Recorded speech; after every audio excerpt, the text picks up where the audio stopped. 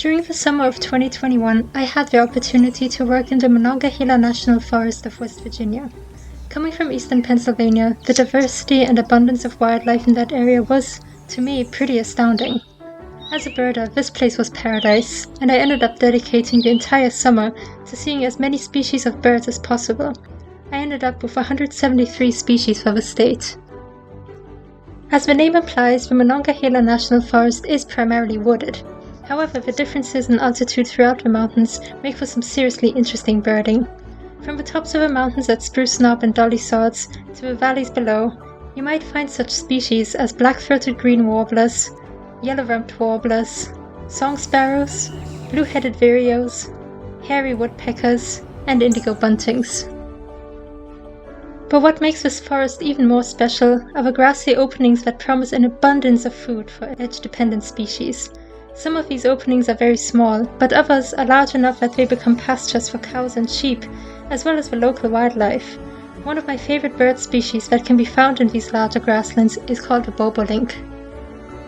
This crazy-looking black bird is still fairly common in some areas, and a couple months after this video was taken, we were fortunate enough to see nearly 100 of these guys flocking in the same field.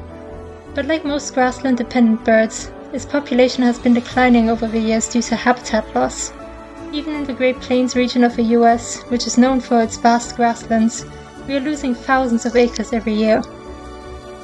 I decided to make a pastel drawing of a bobolink pictured here as part of my wildlife conservation series. Please see the description of this video for more information about this series. I always start a drawing with an outline on regular drawing paper. Once I'm happy with the composition, I transfer it to the pastel mat. I then switch over to my Rembrandt soft pastel sticks to create the background. Because I knew that the foreground was going to be quite busy and detailed, I decided to keep the back nice and simple, a blurry bokeh that only hints at the abundance of wildflowers behind this beautiful bird. I start out with a bobolink's head, and here I can take a moment to show you the importance of color even when there seems to be an absence of it. Black feathers and fur always reflect the light around them in such a way that when viewed closely and carefully, create a small rainbow of colors. We don't want to overdo this effect in our drawings, but adding a hint of pink, blue and yellow can go a long way in making the subject look three-dimensional.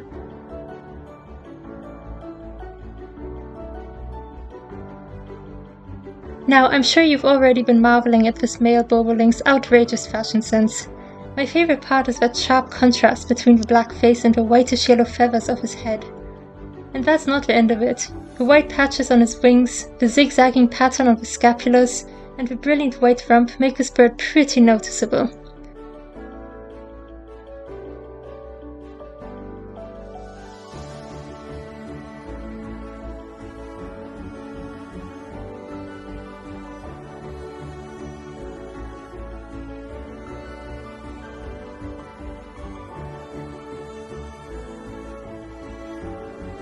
After drawing in the old rotten fence post on which the bird is perched, I decided that Mr. Bobolink needed a bit of company.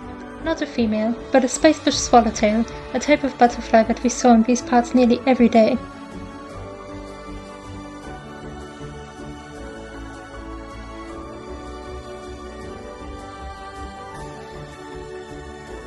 A few teasel flowers add a bit of diversity to the picture, and after subduing the upper half of the background a little, this drawing is complete.